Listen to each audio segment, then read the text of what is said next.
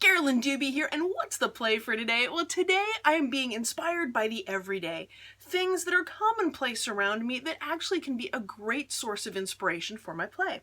Well, today's play is brought to you by a Rotini box.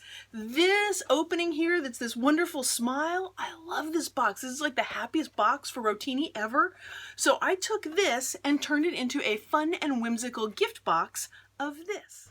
First thing I'm going to do is prep the box. I need to get rid of that plastic that's in there, so however you want to get rid of the plastic or anything like that that's in the box, I'm using a craft knife and just cutting it out and then just pulling it out and throwing it away because that's what was easiest for me. The next thing I want to do is cover up everything that makes it look like a Rotini box. I mean, it makes a lot of sense that it says Rotini all over it when it's in the store selling Rotini, but that's not what I'm going to be using it for. I'm using it for that big smile because that window just made me think so much of a smiling face. So that's what I'm going to do. But first, all that writing and lettering and all those things need to be covered up. Now I suggest you use whatever you have on hand to cover up the box. I'm using gesso, and my gesso is actually very, very thick right now, simply because it's getting to the end of the container. So I need to add some more in here. But that's why my gesso is really covering this well in one coat, is just the fact that it's very, very thick because it's, well, the end of the jar. Whatever you've got, white paint, or if you want to cover it in a color, whatever you want to cover it with, I just wanted to make that Rotini stuff disappear. I wanted a blank slate to work with. Well, now I've let it dry mostly. It's not completely dry, but mostly dry. And now I'm going to bring in the washi tape. As I'm doing this, lining things up is really easy because, well, everything is going to be straight. So that very first piece of washi tape that I'm putting down, that's the first row. And the back of the box is where I want everything to meet up, where I want the seam to be. That way, it's, well, not that obvious if everything doesn't line up perfectly. It'll just be hidden in the back. And now I'm just going to go tape by tape and build this up all the way to the top.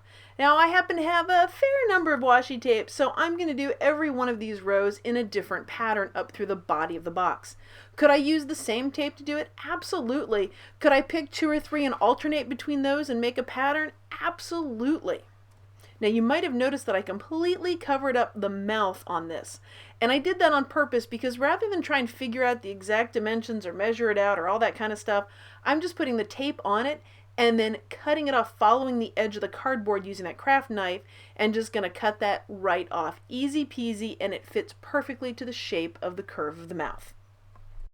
Now the curve was the hard part. This top little part where it's all straight lines, that's easy peasy. So once I get the tape all the way on it, and then all I'm going to do is just trim up the edges of it, right at sort of the crease of the mouth, and then I'm just going to fold the tape up because that's a straight line. It's an easy one to work with. Well, now it's time to just finish putting the washi tape all along the body of this box. And the patterns, am I thinking that hard about which ones go where? Nope, I'm kind of randomly picking them. Notice I put polka dots next to polka dots. Is that a fashion error? Is that like wearing white shoes after Labor Day? Yeah, I don't know, and I'm not really that worried about it. I just want to cover this whole thing with a whole bunch of patterns.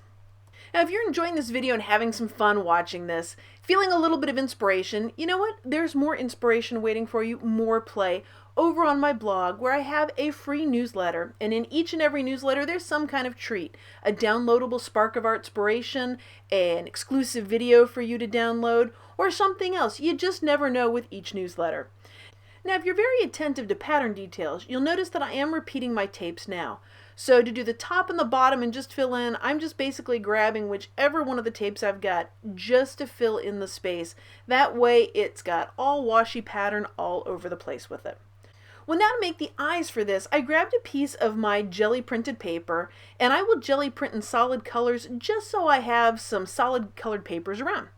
And as I cut the eyeballs out of this, you can see I'm definitely freehanding this, and as I put them on, I'm just not happy with those eyeballs. They're way too little.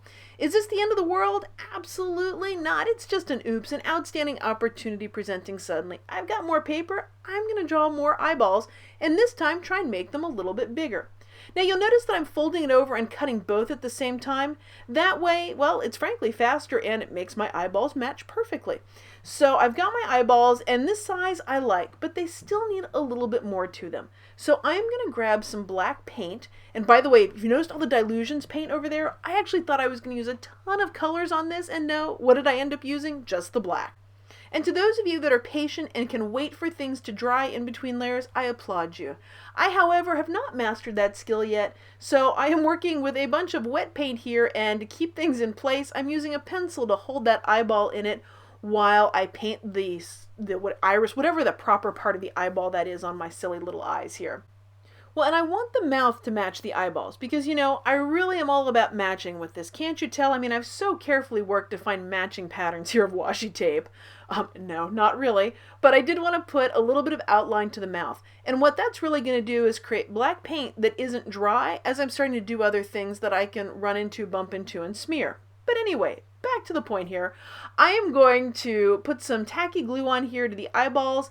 That way they stay fixed right where they are. Notice how I'm doing this gently and gingerly. That's because the paint, yes, is still damp because I couldn't wait for it to dry.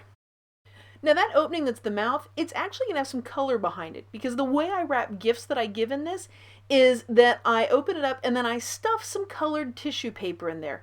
That way the mouth has a little bit of dimension and a fun color to it. Plus you can kind of make little bits of the lips, make kind of like lips sticking out, that kind of thing.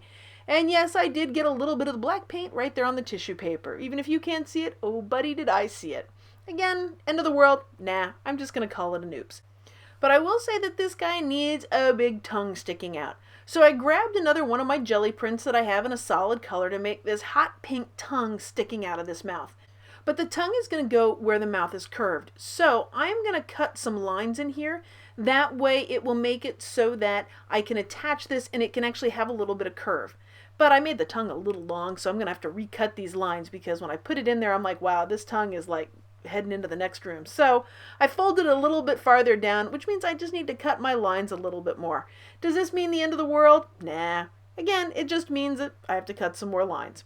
Once I've got it in there, then I can kind of position it around. And by the way, it would be really wise of me to have waited until the black paint was dry, but why do that when you can just play?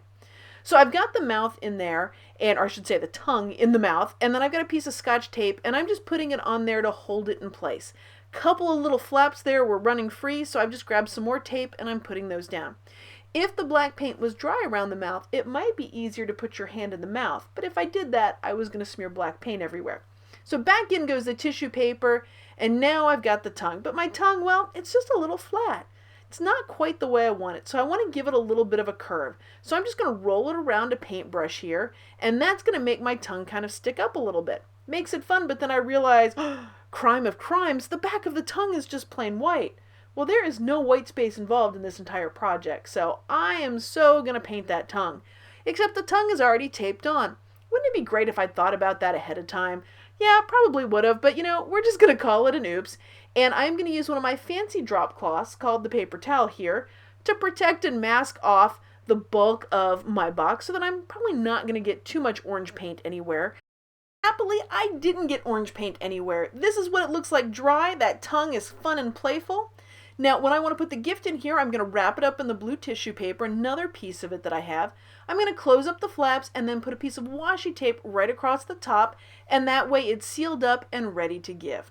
Well, thanks so much for joining me for today's play. If you've enjoyed this video, give it a thumbs up. And of course, if you want to see more of my videos, hit that subscribe button. And you know I'd be so grateful if you know of somebody who could use a little more play in their day of taking something like a plain old rotini box and turning it into a very silly gift box. I would so appreciate it if you shared this video with them. Thanks so much for letting me be a part of your colorful journey.